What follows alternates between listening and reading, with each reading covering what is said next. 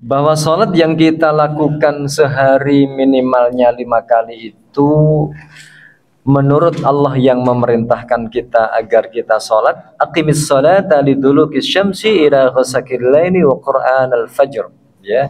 Dirikanlah sholat dalam sehari 5 kali sesuai dengan apa yang telah ditetapkan oleh Allah dan Rasulnya. Manfaat yang akan kita dapatkan dari sholat, satu, akan menjadikan kehidupan kita senantiasa bahagia, enjoy, menangani masalah dengan kita luar biasa menyenangkan, gitu ya. Artinya salat menjadi balance dalam kehidupan. Kata Allah Subhanahu wa taala, a'udzubillahi minasyaitonir rajim, innal insana khuliqa halu'a idza massahu syarru jazua wa idza massahul khairu manu'a illal musallin. Sesungguhnya manusia itu memang didesain oleh Allah Subhanahu wa taala sukanya itu keluh kesah.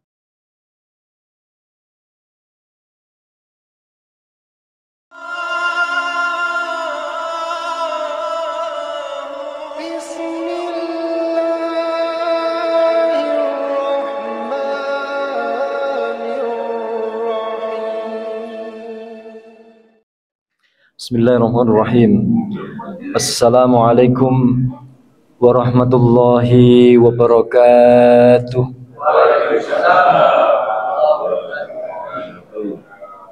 Alhamdulillah alladzi an'amana bi ni'matil iman wal islam.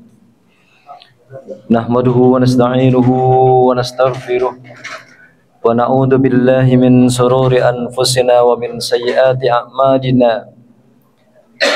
من يهد الله فلا مضل له ومن يضلل فلا هادي له أشهد أن لا إله إلا الله وأشهد أن محمدا عبده ورسوله اللهم صل وسلم على نبينا ورسولنا محمد صلى الله عليه وسلم قال الله تعالى أعوذ بالله من الشيطان الرجيم بسم الله الرحمن الرحيم قد أفلح المؤمنون الذين هم في صلاتهم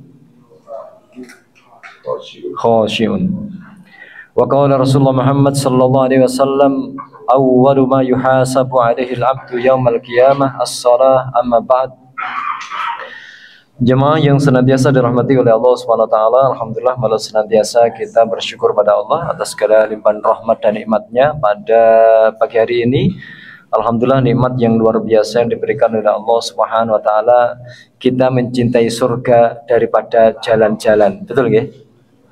Kita mencintai rumah Allah daripada kita harus kuliner. Kita mencintai Al-Qur'an daripada kita harus membaca koran. Masyaallah. Nikmat detik ini yang Allah berikan pada kita semuanya, termasuk nikmat iman, Islam, kesehatan, semangat kita menjadi orang-orang yang baik, semangat kita kumpul dengan orang-orang yang calon penghuni surga semuanya, insyaallah ya. Amin. Kumpul dengan orang-orang yang solih dan solihah semuanya. Salat serta salam semoga tetap teruntuk baginda Rasulullah Muhammad sallallahu alaihi wasallam. Kita insyaallah akan bicarakan bersama-sama 4 manfaat salat. Ini kemarin yang sudah kita bahas ya, 4 manfaat salat dalam kehidupan kita. Yang pertama, bahwa sholat itu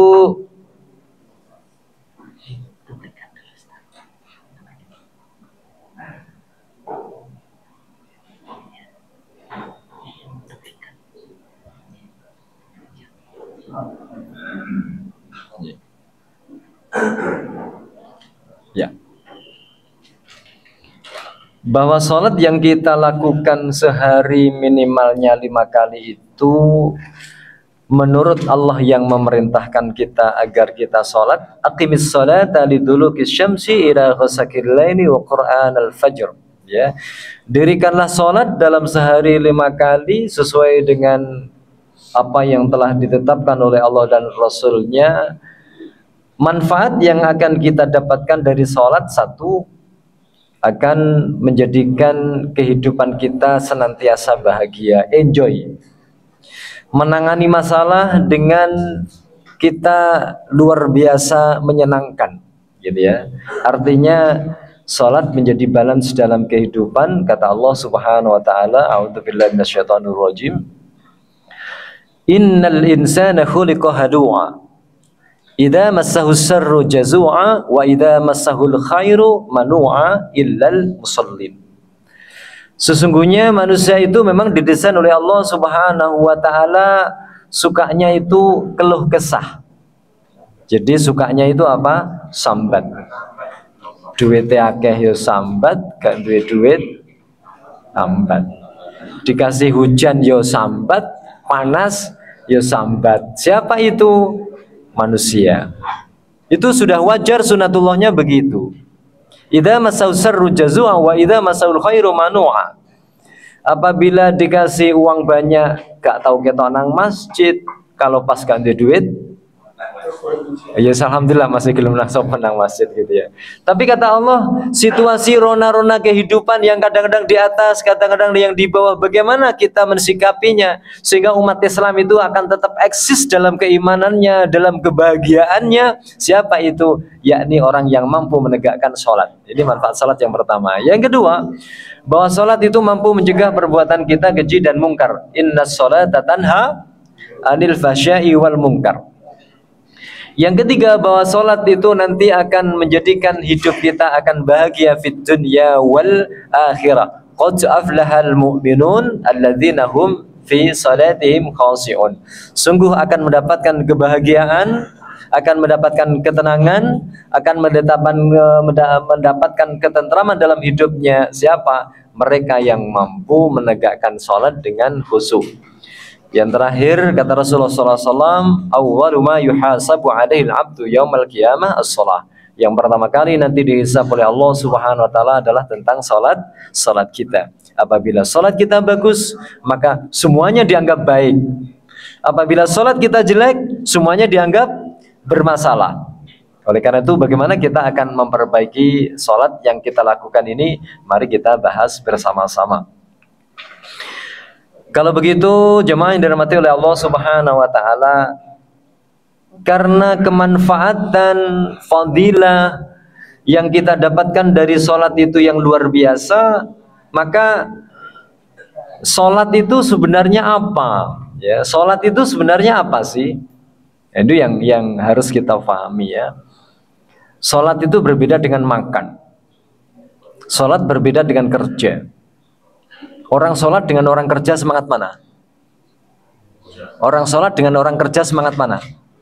Semangat kerja. Orang makan dengan sholat semangat mana? Semangat makan. Padahal fadilahnya banyak mana? Banyak sholat. Kenapa bisa begitu ya? Nah ini maka itu makna sholat itu apa? Makan. Makan itu menyenangkan semuanya atau yang tidak ada menyenangkan? Kalau salah makan bisa-bisa sakit perut. Kelihatannya makan itu menyenangkan, tapi kadang-kadang juga tidak menyenangkan. Kenapa? Habis makan enak, bayar, betul ya? Wih, enak rasanya. Ayo siapa sing bayar? Giliran sing bayar bingung siapa sing bayar. Makannya enak, nah, gitu. Kerja itu ternyata luar biasa. Kita harus mengeluarkan tenaga, pikiran, macam-macam, nah, gitu ya. Walaupun kelihatannya memang menyenangkan karena dapat uang. Lalu sholat itu apa sih sebenarnya? Nah, gitu ya. Ditinjau dari sisi akar kata bahasa as-sholatu. As-sholatu itu masuk huruf isim atau fi'il? Ini bahasa Arabnya sampai di mana ini? Sholat itu isim, fi'il atau huruf? Isim ini ya. As-salatu khairum minan naum. As-salatu isim, cirinya karena ada alnya. Tetapi tinjau dari si bahasa bahwa isim dari kata-kata as-salat, salat itu bahasa Jawanya apa? Apa? Sembahyang. Kalau bahasa Indonesianya? Bahasa Indonesianya? Doa.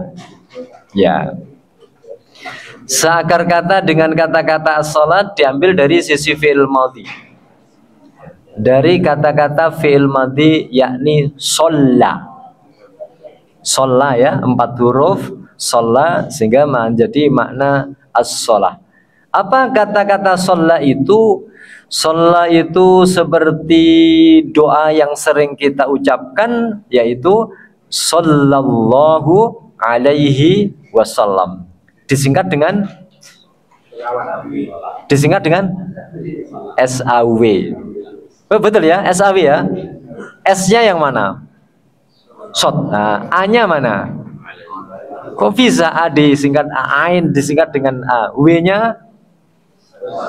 Iya. Sallallahu alaihi wasallam. Artinya apa? Semoga saja sholawat. Sholawat itu apa? Doa. Semoga aja doa atas Rasulullah. Doa itu apa? Iya. Jadi sholat itu dari sisi akar kata bahasa adalah anugerah. Anugerah itu apa? Pemberian yang tertinggi. Pemberian yang tertinggi itu namanya apa? Anugerah. Sekali lagi ya, pemberian yang tertinggi, yang baik, yang pasti bermanfaat, itu namanya anugerah. Sehingga ketika kita semuanya doa sallallahu alaihi wasallam, sholla artinya telah memberi anugerah. Allahu Allah alaihi kepadanya Nabi Muhammad wasallam dan mensejahterakannya. Ketika ada sebuah lafadz yang model seperti ini, fi'il madhi diikuti oleh isim Allahu, itu biasanya maknanya doa. Jadi ketika kita mengucapkan sallallahu alaihi wasallam, artinya adalah doa. Semoga Allah senantiasa memberikan anugerah kepada Nabi Muhammad sallallahu alaihi wasallam. Memberi anugerah, memberi kebaikan yang luar biasa. Jadi anugerah ya, sholat. Sama seperti kalau kita mengucapkan kata-kata barakallahu, semoga Allah memberikan barokah. Ya, radhiyallahu, semoga Allah meridhoinya.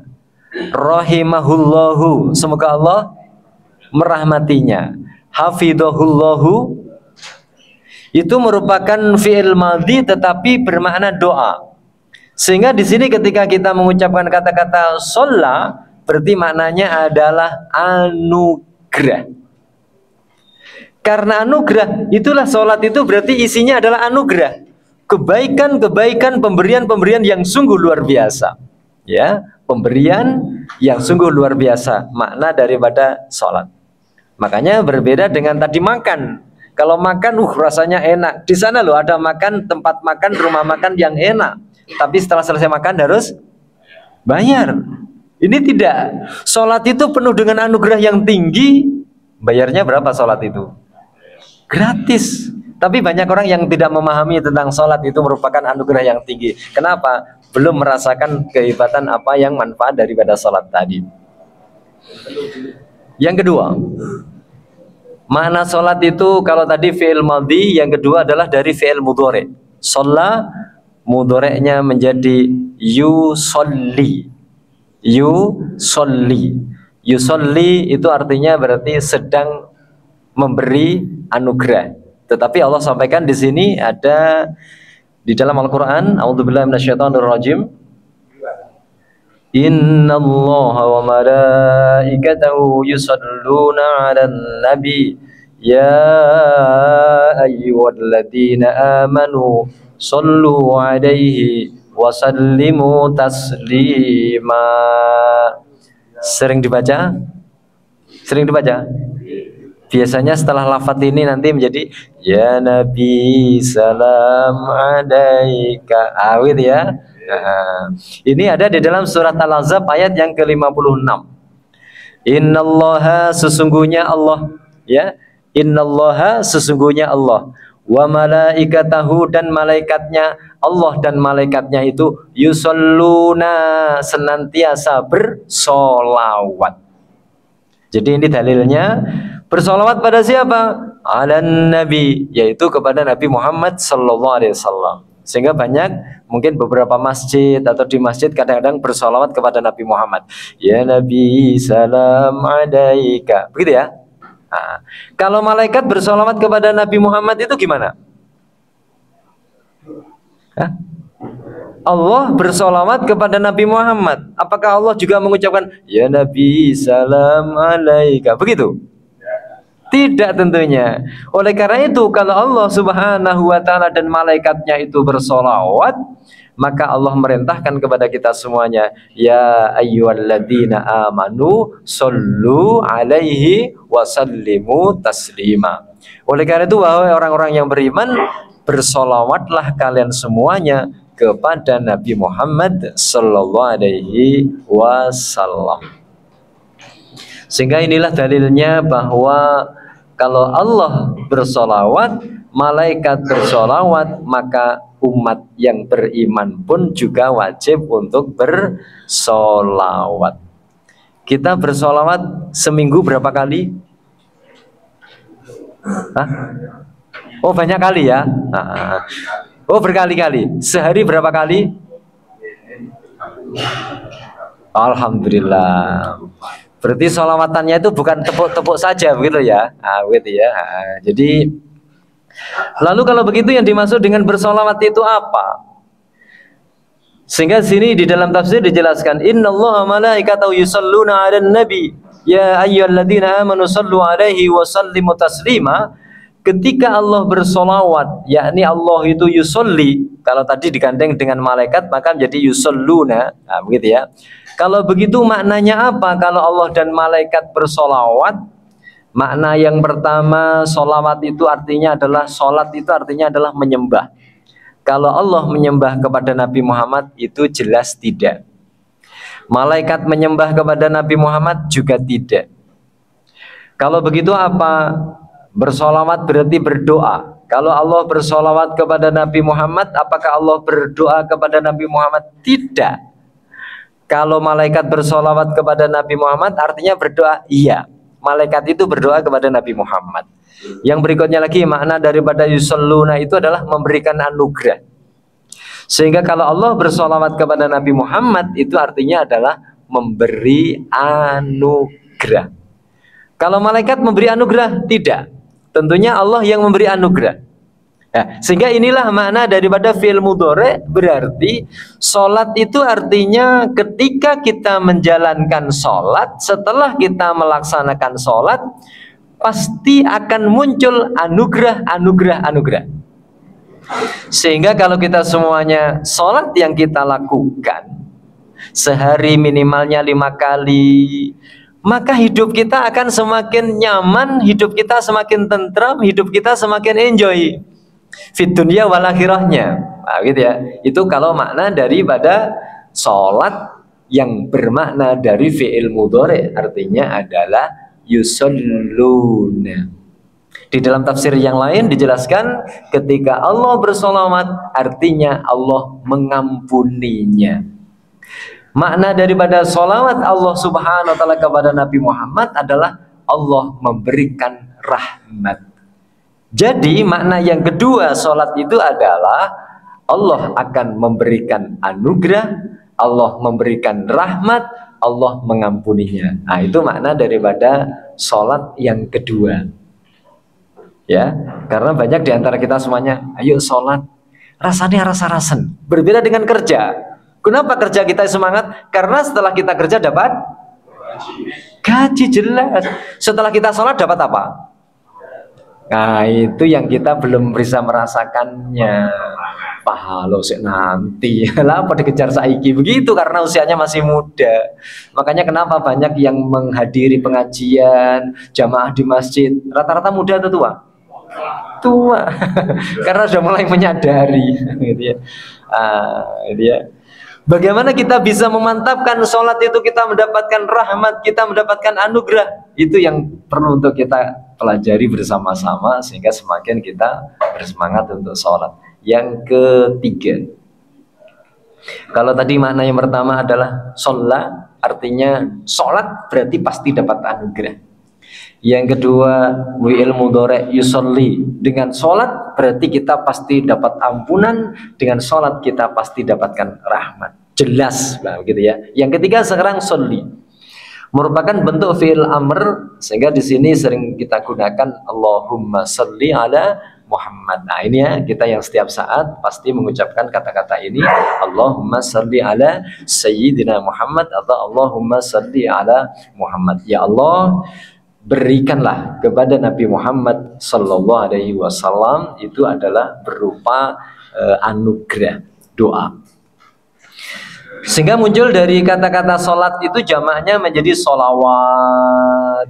Artinya apa sholawat itu? Sholawat itu artinya doa, rahmat, berkah. Kalau begitu apa? Berarti kita memohon kepada Allah Subhanahu wa Ta'ala harapan kita agar tercurahnya rahmat yang penuh dengan barokah. Oleh karena itu dari 4 kata yang kita serap dari makna sholat tadi, yang pertama adalah sholat, yang kedua yusolli, yang ketiga sholli fi'il amrnya, yang keempat sholawat. Dari 4 tersebut maka kata sholat itu berarti 1 mengandung makna doa. Yang kedua, doa itu berarti permohonan.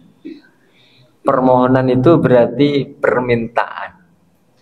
Permintaan agar apa? Turunnya anugerah, rahmat, dan ampunan. Masya Allah. Sekali lagi ya, kalau kita tadi makan mikir duitku ono piro, masuk ke rumah makan mana, begitu ya? Nah, begitu mau masuk ke Padang, mau masuk ke warkop, mau masuk ke warteg, mau masuk ke Prima Rasa, mana lagi? Gitu ya. Kan dilihat dulu, saya ada berapa ini uangnya. Kok ternyata cuma 10.000, beloknya kemana? Itu kan. Cukup warkop 24 jam kan gitu ya. Makanya di sini semangat kita untuk makan karena setelah itu mikir, nah gitu ya. Tetapi ketika kita semuanya menjalankan sholat, sudah itu isinya kita betul-betul ketemu dengan Allah, dialog dengan Allah, pasti turunnya rahmat, dan kita pasti mendapatkan anugerah. Sekali lagi, itu yang biasanya belum muncul pada diri kita. Banyak di antara kita semuanya yang dalam menjalankan sholat kadang-kadang perilakunya masih sifatnya adalah untuk gugur kewajiban. Belum sampai aku nanti sholat dapatkan apa. Makanya seperti Rasulullah Muhammad SAW, begitu sholat yang dia lakukannya permasalahan apa saja, ruwetnya kehidupan, nah gitu ya, semuanya bisa terselesaikan dengan melalui sholat. Kalau kita ruwetnya hidup, menyelesaikan masalah tanpa masalah, pergi kemana? Ke Pegadaian, bukan ke masjid. Kalau kuncinya ini sebenarnya harus perginya ke masjid gitu ya. Begitu ke masjid sholat, tiba-tiba ada orang yang datang juga ke masjid. Kan apa nangis nih di masjid? Utangku gak bisa bayar. Oh kita tak kayak duit, begitu seharusnya ya. Menyelesaikan masalah tanpa masalah melalui sholat, begitu seharusnya ya. Oleh karena itu ada 3 unsur tadi, bagaimana doa yang kita mohon ya, terus kemudian munculnya anugerah, munculnya rahmat. Kalau begitu kira-kira yang layak untuk mendesain perilaku sholat, aktivitas sholat itu bukan alumni ITS, bukan alumni Oxford University, bukan alumni IPB, bukan alumni UGM, nah, begitu ya. Apalagi ijazahnya bermasalah, bukan alumni begitu ya, pondok pesantren, tetapi yang mampu untuk menyusun sebuah gerakan perpaduan isinya doa, turun rahmat, mensejahterakan, menjadikan kita yang luar biasa tadi. Yang menyusun adalah mereka, dia yang mencipta alam semesta, yang membuat kita semuanya, gitu ya. Maka 3 unsur yang terdapat dalam permohonan yang kita lakukan itu, 1, yang harus kita yakini ya dalam sholat itu, ketika kita sholat ini, yakin gak kita ini sebenarnya menghadap kepada Allah? Ya, kadang-kadang bibir kita sudah terbiasa mengucapkan lafaz Allahu Akbar. Bismillahirrahmanirrahim. Alhamdulillahirabbil alamin arrahmanirrahim maliki yaumiddin iyyaka na'budu wa iyyaka nasta'in Amin. Tapi hati kita kadang-kadang tidak menghadap kepada Allah. Hati kita jalan-jalan, begitu ya. Jasadnya di masjid, bacaan sholat, hatinya jalan-jalan ke Malang. Bisa? Loh, bisa. Berarti pengalaman semuanya kelihatannya. Begitu sholat, duitku 100.000 tadi di mana ya? Akhirnya ketemu dalam sholat. Kunci hilang bisa ketemu dalam sholat, betul ya? Masya Allah, pengalaman kabeh. Berarti yakin ya dalam sholat itu kita harus menghadap kepada siapa? Yang kedua, bahasa atau alat yang kita pakai dalam mengajukan permohonan kita, mulai dari Allahu Akbar sampai salam, itu yang harus kita pahami. Dan apalagi bahasa yang kita gunakan harus pakai bahasa Arab, tidak boleh pakai bahasa selain Arab. Walaupun itu nanti akan jauh lebih kita terasa di dalam diri kita. Seandainya kita boleh pakai bahasa Jawa, mungkin akan lebih mantap mungkin gitu ya.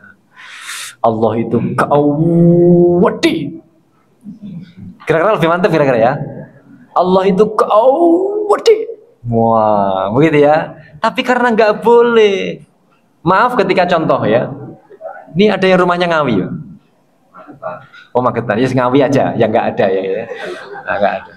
Jadi ayo ke Ngawi yuk, ke rumahnya siapa? Itu Pak Ali, itu bapaknya meninggal dunia. Ayo ke sana yuk. Akhirnya datang ke Ali. Begitu nyampe di sana, akhirnya selesai terus pulang ke sini. Gimana? Kamu jadi ke sana?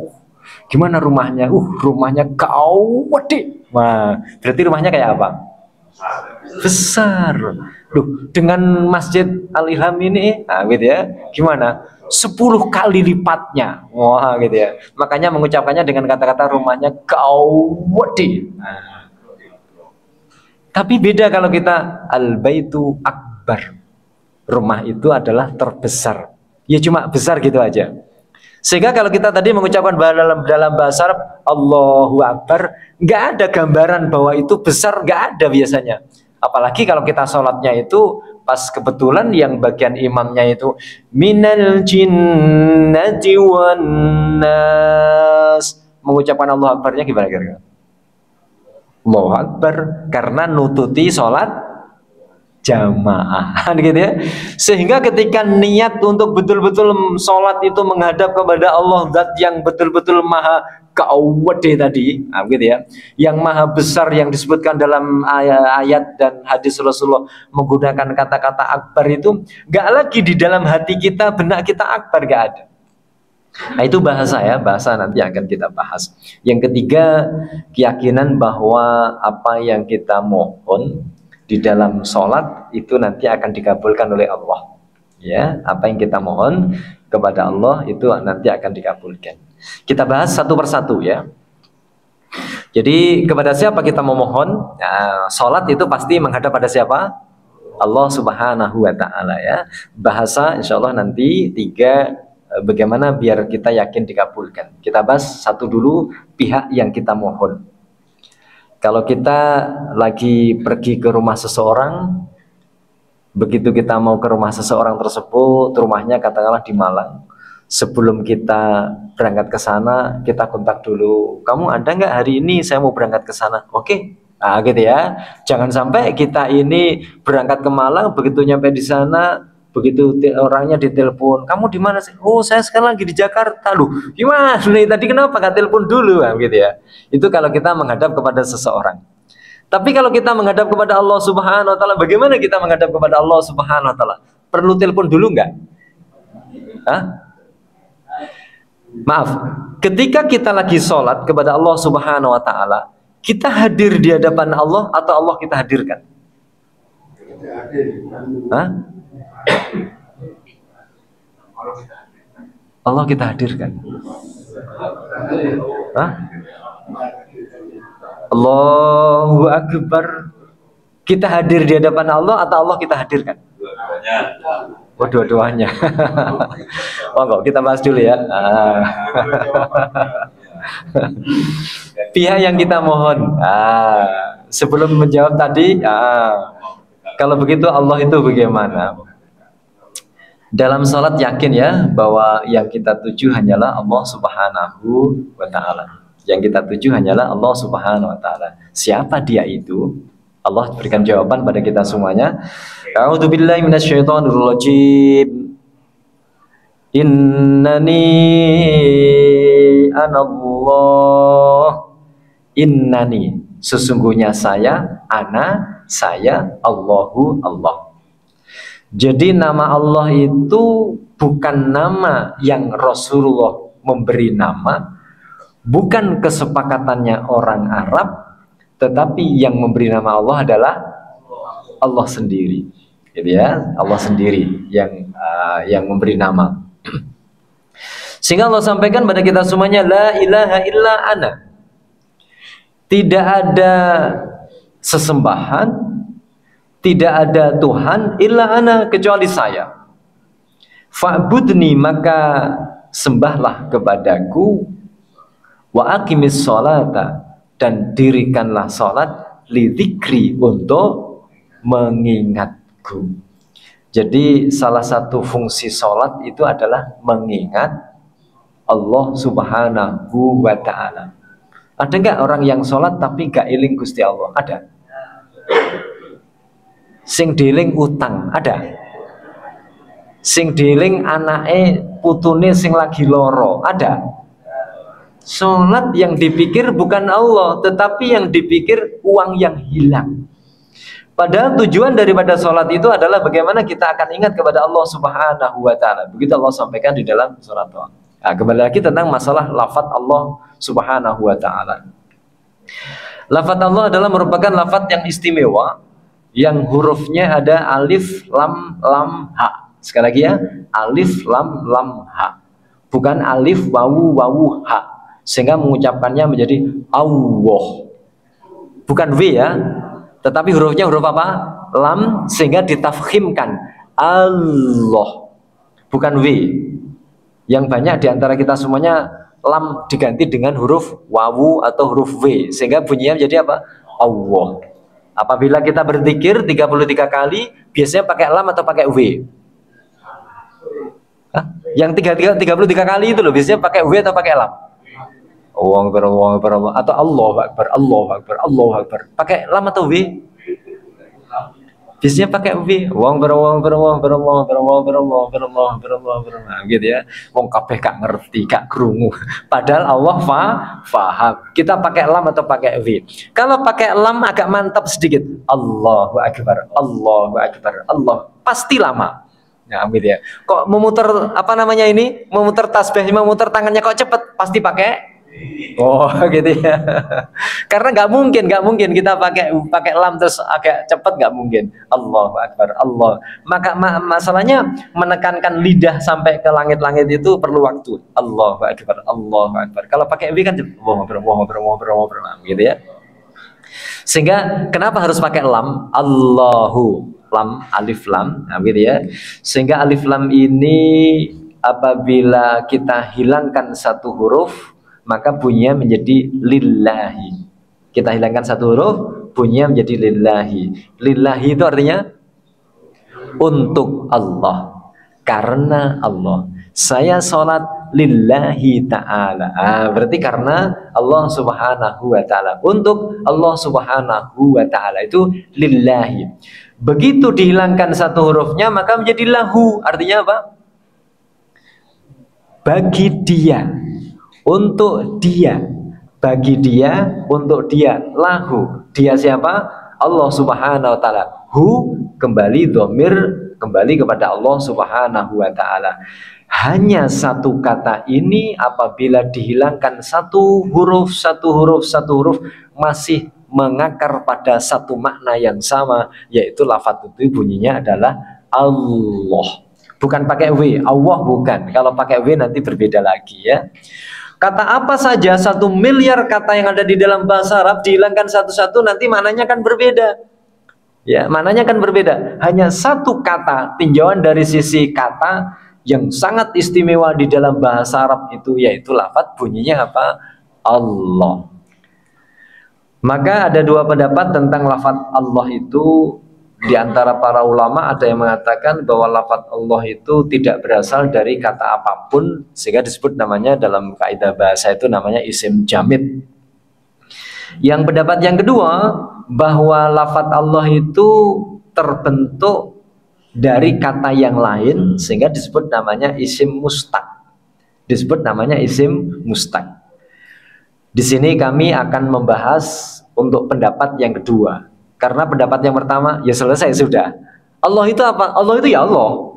Gak usah dipikir, gak usah dibahas mana. Allah itu ya Allah sudah. Nah, kami membahas yang kedua. Pendapat yang kedua yaitu dia berupa isim mustaq yang terbentuk oleh lafadz yang lain. Lafadz Allahu itu terbentuk dari lafadz al dengan ilahun.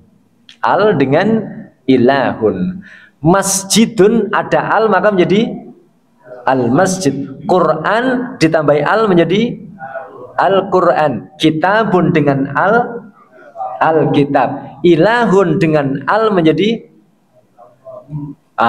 bukan al ilahu tetapi menjadi spesial, maknanya menjadi Allahu. Menjadi Allahu. Dalam kaidah tajwid namanya itu tafkhim. Ditebalkan huruf lamnya yang semula tipis sehingga berubah menjadi Allahu. Tetapi lamnya tidak serta-merta seperti lam Allah, enggak, tapi di lebih linear ya, lebih tipis, lebih indah dalam pengucapannya Allahu. Alnya disebut namanya al-ma'rifat, tertentu. Sehingga begitu kita mengucapkan kata-kata al-ilahu menjadi Allahu, itu alnya tertentu. Ilah itu artinya apa? Dari sisi bahasa, dari kata-kata aliha ya'lahu. Aliha fi'il madhi, ya'lahu fi'il mudhari. Artinya apa? Mengherankan, menakjubkan. Sekali lagi ya, aliha ya'lahu itu artinya adalah mengherankan, menakjubkan. Jadi begitu kita mengucapkan kata-kata ilah, itu mesti sesuatu yang mengherankan, menakjubkan. Makanya kata-kata ilah ini sering disebutkan namanya Tuhan. Tuhan itu apa? Tuhan itu apa? Tuhan itu mesti sesuatu yang dibesar-besarkan. Contoh patung. Nah, patung itu kan dibesar-besarkan. Cincin. Nah, cincinnya siapa itu? Yang di Jombang itu? Siapa namanya?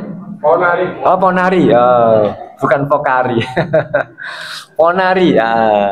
Itu kan banyak orang yang heran gitu ya. Jadi cincin cuma dimasukkan ke dalam air, air begitu dipakai mandi, penyakit gatal hilang. Wah, begitu nggih? Nah, begitu punya hutang banyak, maka air itu diminum, tiba-tiba hutangnya langsung hilang. Makanya Ponari itu Masya Allah kaya mendadak gara-gara apa? Cincin. Cincin yang diherani seperti itu, maka cincin itu bisa menjadi Tuhan.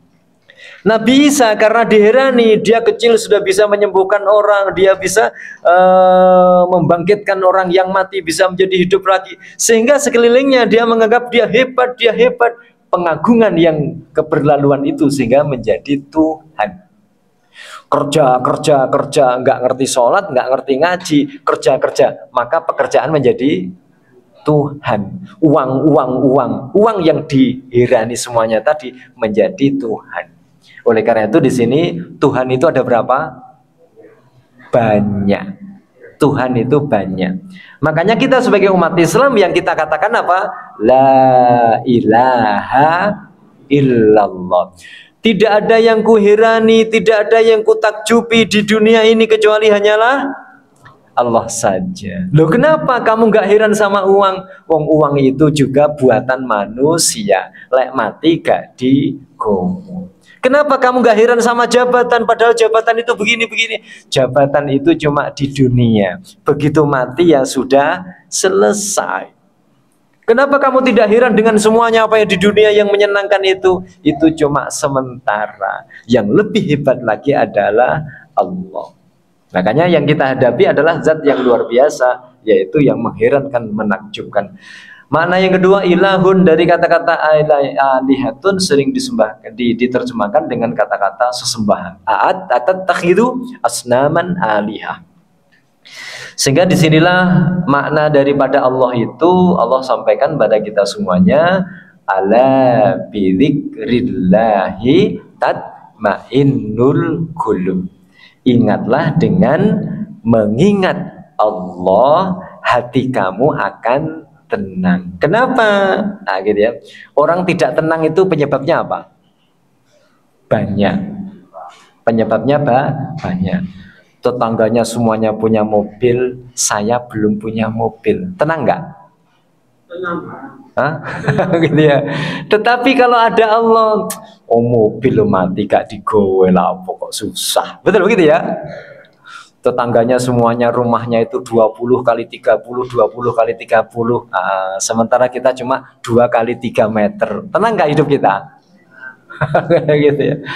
Tenang, tanah yo milik Gusti Allah lah, pokok bingung mati juga gak digowo. Oh itu tangganya semuanya punya uang yang miliaran triliunan gitu ya. Kita punya cuma gaji per bulan 1.500.000, tidak punya simpanan, masih tenang. Kenapa? Ada Allah Subhanahu wa taala. Ala bidzikrillahi tatmainnul qulub. Kalau begitu umat Islam nggak boleh kaya, nggak boleh punya jabatan. Kata siapa? Nah, begitu ya.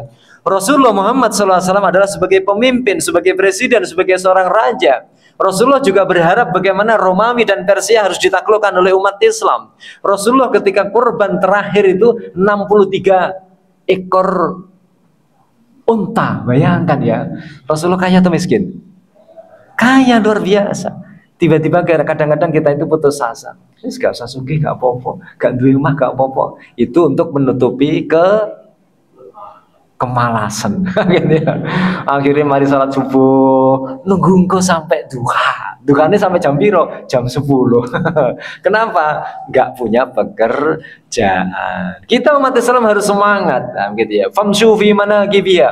Anda harus berjalan kemana-mana sebagaimana Zulkarnain yang kita baca setiap hari malam Jumat kan begitu ya. Bagaimana Dzulqarnain adalah penakluk timur dan barat, berdakwah dari timur sampai barat terus berdakwah. Berarti uangnya banyak, mempunyai kekuatan. Nah, itulah Islam ya. Sehingga di sini kembali lagi tentang masalah bagaimana Allah Subhanahu wa taala. Jemaah yang dirahmati oleh Allah Subhanahu wa taala. Mohon Bapak-bapak hari Ahad kita nanti ke rumahnya Pak John, salah satu jemaah dari Masjid Al-Ilham. Rumahnya di mana? Rumahnya di Malang. Wah, model rumahnya kayak apa? Seperti di depan itu. Wah, mana? Wah, ada kolam renangnya, ada tempat helikopternya, datang kamarnya disiapkan ada untuk 1.000 orang, mobil mewahnya ada di situ, ada lapangan apa lagi itu? Gitu, masya Allah, gitu ya. Ketika kita akan melihat, rumahnya kayak seperti ini, kagum nggak kira-kira kita? Kagum nggak kira-kira? Bayarannya biro per bulan, gitu ya. Bayarannya berapa per bulan gitu ya? Masya Allah, gitu ya. Kadang-kadang kita ini kagum kepada orang yang punya rumah seperti ini, ya. Orang satu RT tetangganya, itu semuanya sempat diberangkatkan umroh semuanya. Ayo sa-RT kabeh berangkat umroh bareng-bareng. Pak John Rek, gitu ya. Kagum nggak kita sama dia? Kagum luar biasa. Tapi kadang kita nggak kagum kepada orang yang punya bumi. Betul ya? Betul, nggak kagum ya? Allah itu yang punya oksigen. Orang sedunia semuanya dikasih oksigen oleh Allah gratis. Allah nggak disanjung-sanjung. Orang yang memberangkatkan umroh hanya sekali dalam sehidup, wis disanjung-sanjung. Pak siapa tadi namanya? Pak John. Wah, nenggone kantor diomongno atau gue, lu kan bisa berangkat umroh. Iya, diberangkat dengan Pak John. Pak John hebat orangnya gitu ya.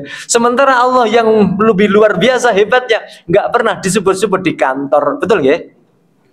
Alladzi at'amahum min ju'. Masya Allah. Allah itu yang berikan makan kepada kita semuanya, semuanya seluruh dunia dikasih makan oleh Allah Subhanahu wa taala. Loh, kan harus bayar, kan harus punya ulu. Semuanya asalnya datangnya dari Allah Subhanahu wa taala. Kadang kita tidak kagum, kadang kita tidak mau bersyukur. Padahal itu siapa? Allah Subhanahu wa taala yang luar biasa, ya. Termasuk Allah Subhanahu wa taala itu adalah yang memiliki. Yang memiliki apa? Ini bumi kita, ya. Bumi kita di mana ini? Kecil sekali ya bumi kita ini. Bumi kita dibandingkan dengan planet. Planet apa ini namanya? Jupiter, ada planet Saturnus, ada planet apa lagi ini? Neptunus, ada lagi Uranus. Planet bumi kita yang kita tempati, yang saat sekarang ini rumah kita 10 kali 20 gitu ya, Masya Allah. Di sini ternyata sekecil itu. Dibandingkan dengan planet yang lain nggak ada apa-apanya. Apalagi dibandingkan dengan bumi, dengan matahari, Masya Allah, nggak ada apa-apanya kita ini. Oleh karena itu, siapa yang layak kita agungkan? Itulah Allahu Akbar. Matahari kita di sini, ada lagi matahari yang lebih besar lagi, ada matahari yang lebih besar lagi, ada matahari yang lebih besar lagi. Inilah yang sering kita ucapkan, Allahu Akbar. Allah yang maha besar. Kalau begitu Allah yang bisa mengatur seluruh alam semesta. Kalau menyelesaikan masalah kita yang punya uang 10 juta, bisa nggak? Bisa nggak? Untuk merubah kehidupan kita yang semula soro menjadi menyenangkan, bisa nggak? Bisa. Oleh karena itu kenapa kadang-kadang kita sholat ini kurang bersemangat? Karena yang kita hadapi tidak seperti Pak John tadi. Ayo semuanya diundang dengan Pak John. Wah, ayo kabeh berangkat. Masalah sing mengumrohkan kita ya, mosok gak teko. Wah, gitu ya. Allah yang beri makan setiap hari, Allah yang berikan mata gratis, Allah yang berikan telinga gratis, lisan bisa berbicara, kaki untuk bisa berjalan. Begitu diundang, Allahu Akbar. Sopo iku. Gitu ya. Masya Allah. Masya Allah. Gitu ya. Kalau sholat subuh yang di sini ini penuh ya kalau subuh Pak? Penuh ya? Kalau full itu berarti satu RW ini kira-kira 50% ya itu? Hah? Dengan satu RW ini berapa persen ya kira-kira? Hah? Masya Allah. Berarti kita ini termasuk orang-orang pilihan ya, yang betul-betul mengakui Allah yang betul-betul luar biasa. Oleh karena itu dalam sholat, karena Allah zat yang menguasai seluruh alam semesta tadi, mungkinkah kalau begitu semua yang serba teratur, yang berjalan sekian lama itu terjadi dengan sendirinya? Makanya suatu saat ada seorang ulama kecil. Nah, gitu ya, seorang ulama kecil, ulama besar, tapi ketika masih kecilnya, masih remajanya, diajak debat dengan orang-orang kafir. Tuhan itu ada atau tidak?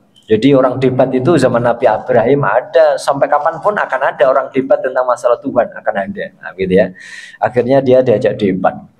Begitu debat itu ternyata orang kafir tadi sudah berada di tempat itu lebih dahulu. Sedangkan si calon ulama kecil ini dia datang dengan terlambat. Akhirnya MC karena sudah datang terlambat 15 menit, akhirnya MC mengatakan karena dua peserta untuk debat sudah hadir, oleh karena itu kami persilahkan untuk semuanya menyimak. Monggo kepada orang kafir duluan untuk menyatakan tentang Tuhan itu bagaimana. Akhirnya dia mengungkapkan dahulu, lihatan bahwa lawan debat saya sudah kalah dia. Nah gitu ya. Apa? Buktinya dia datang saja sudah terlambat. Dia nggak berani untuk debat. Nah, oleh karena itu betul-betul bahwa Tuhan itu betul-betul tidak ada, kata dia. Lalu akhirnya setelah disuruh sampaikan oleh MC-nya tadi, si ulama kecil ini dia mengatakan, maaf, saya tadi terlambat itu, kebetulan saya tadi itu melewati pinggir Perak. Perak itu kan tempat bersandarnya apa? Kapal ya. Nah, saya lihat tadi kagum di situ. Saya sampai setengah jam saya kagum di situ. Kok ada tiba-tiba kapal datang sendiri?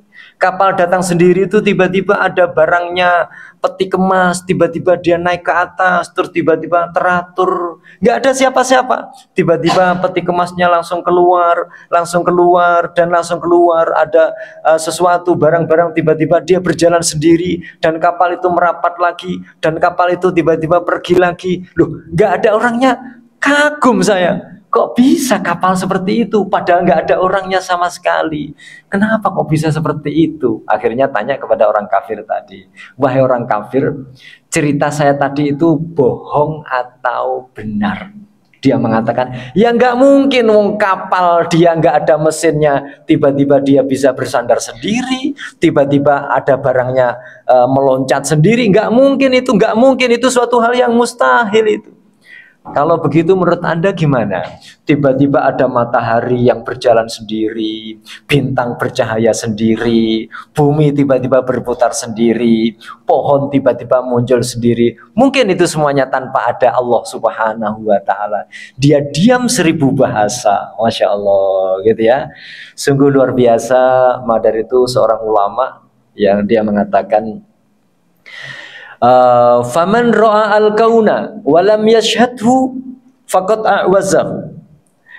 Barang siapa yang dia itu melihat sayur, melihat bintang, melihat apa saja yang ada di alam ini, dia tidak ingat kepada Allah Subhanahu wa Ta'ala, berarti dia telah terkecoh otaknya oleh dunia. Betapa kerdilnya otaknya tadi, tidak mampu memikirkan sesuatu di balik semuanya. Oleh karena itu, ini tadi Bapak Ibu sudah sarapan? Ada sudah? Ya. Sarapannya lontong balap atau pecel? Ketika pecel tadi ingat Allah atau ingat yang membuat pecel? Wah, angel wis. Ketika makan pecel, pecelnya enak wis, lupa kepada Allah Subhanahu wa Ta'ala. Padahal yang bisa menghadirkan ada cambahnya, ada sayurnya, ada kacang, bumbu kacangnya, ada payaknya. Itu semuanya produknya siapa? Allah Subhanahu wa Ta'ala. Masya Allah, gitu ya. Luar biasa Allah Subhanahu wa Ta'ala, gitu ya. Oleh karena itu bagaimana sholat yang kita lakukan itu betul-betul kita menghadap kepada Allah. Ya Allah, aku tadi makan pecel, ya Allah, produkmu ya Allah. Gimana Anda menjadi hebat, luar biasa. Oleh karena itu siapa yang mampu mengatur alam semesta ini, seberapakah besarnya daripada pencipta itu, maka bisakah diwakili hanya dengan kita membuat patung, gitu ya, atau hanya dengan menyebut nama saja? Bisakah digambarkan dengan benda yang ada di bumi ini? Maka jawabannya dijawab oleh Allah Subhanahu wa Ta'ala. Bagaimana Al-Quran menjawab tentang itu semuanya? Maka jawabannya ada di satu ayat yang ada di dalam Al-Quranul Karim, yaitu di ayat kursi. Ayat kursi. Ayat kursi itu menjelaskan tentang kursi atau menjelaskan tentang apa? Ayat kursi itu ayat yang menjelaskan tentang siapa sebenarnya Allah. Ya, ayat kursi itu sebenarnya singkatannya Allahu Akbar. Allah itu adalah yang terbesar. Itu yang ada di ayat kursi. Insya Allah semuanya sudah hafal ya? Hafal. Setiap hari dibaca? Dibaca. Ketika kita baca ayat kursi semakin kagum semua kepada Allah atau biasa saja? Biasa saja. Biasa saja ya. Sekarang sedikit kita bahas ya. Dari sisi bahasa ya. Semoga aja waktunya masih nutut. Allah itu siapa sih?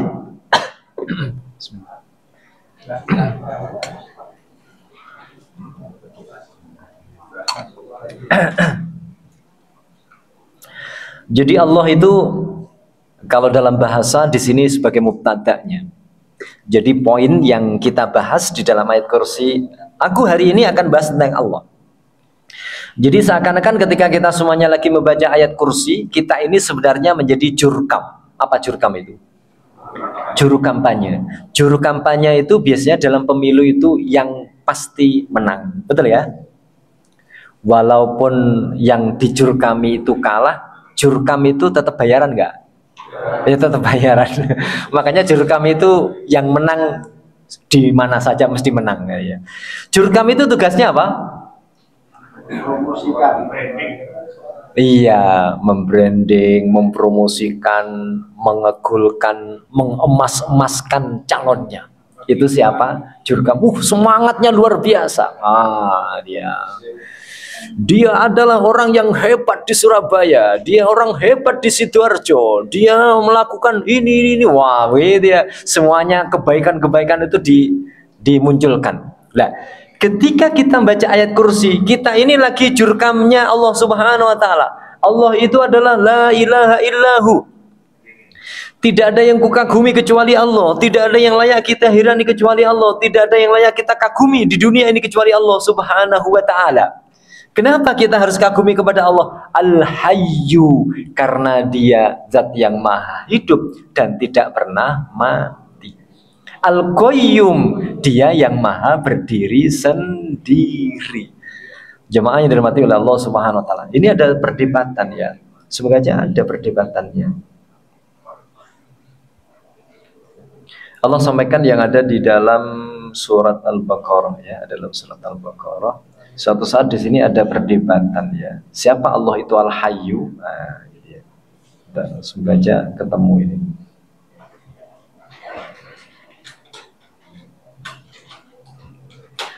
A'udzu billahi minasyaitonir rajim.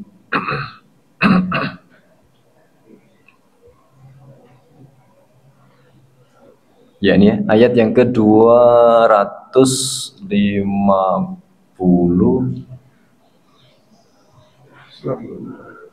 Ya. Nah ini ya, kelihatan ya. Nah, wahai kalian semuanya pembaca ayat kursi. Ini kan 255 ayat kursi. Nah, gitu ya. Alam tara ilal ladzi hajja Ibrahim fi rabbih. Ketika itu ada debat antara Nabi Ibrahim dengan Nabi Ibrahim, itu debatnya dengan siapa? Dengan siapa? Raja Namrud. Nah, begitu ya. Ini diceritakan oleh Allah. Tetapi di sini tidak menggunakan kata-kata langsung Raja Namrud. Karena apa? Nanti orang yang setipe dengan Raja Namrud pasti akan ada setiap saat ya. Sehingga katakanlah ini ceritanya, MC-nya dia mengatakan perdebatan akan dimulai antara Raja Namrud dengan Nabi Ibrahim tentang Tuhan. Nah, begitu ya. Dan kebetulan keistimewaan dari Raja Namrud adalah dia yang memiliki kekuasaan yang luar biasa di dunia ini. Idqala Ibrahimu. Akhirnya MC memberikan pernyataan kepada Nabi Ibrahim alaihissalam. Nah, wahai Ibrahim, sampaikan kepada kamu bagaimana konsep Tuhan menurut kamu. Akhirnya Nabi Ibrahim mengatakan, Rabbi alladzi yuhyi wa yumit. Wahai sekalian semuanya, Tuhanku adalah yang senantiasa menghidupkan dan mematikan. Semua apa yang ada di alam semesta ini, yang menghidupkan Allah dan yang mematikan adalah Allah juga. Bagaimana menurut pendapat Anda, wahai Namrud? Qala. Akhirnya Namrud mengatakan, gak mau kalah dia dengan apa yang disampaikan oleh Tuhannya, oleh Nabi Ibrahim tentang Tuhannya. Langsung dia mengatakan kata-kata, Qala ana uhyi wa umit. Saya bisa menghidupkan dan saya bisa mematikan. Langsung ketika itu mungkin ya, langsung, wahai Al-Gojo, kamu sini. Kamu yang pakai bertopi merah, datang sini. Kamu pengen hidup atau pengen mati? Saya kepingin hidup, wahai Tuan Raja yang agung, yang mulia. Udah kalau begitu, kalau pengen hidup, kamu tak kasih jatah hidup lagi.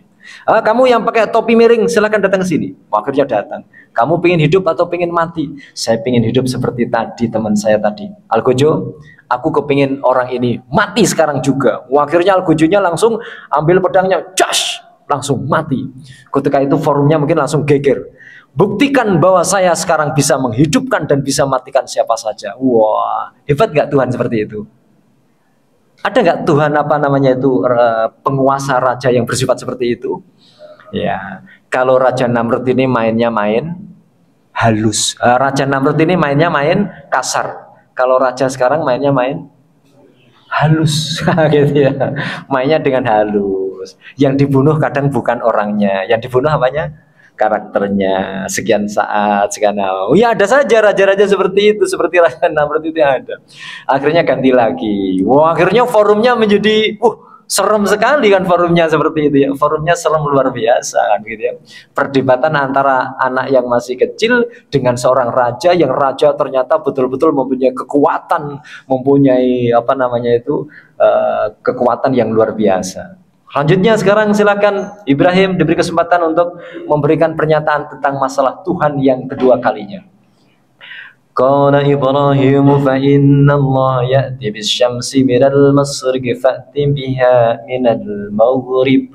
Akhirnya Nabi Ibrahim mengatakan, perhatikan wahai semuanya, Tuhanku namanya Allah.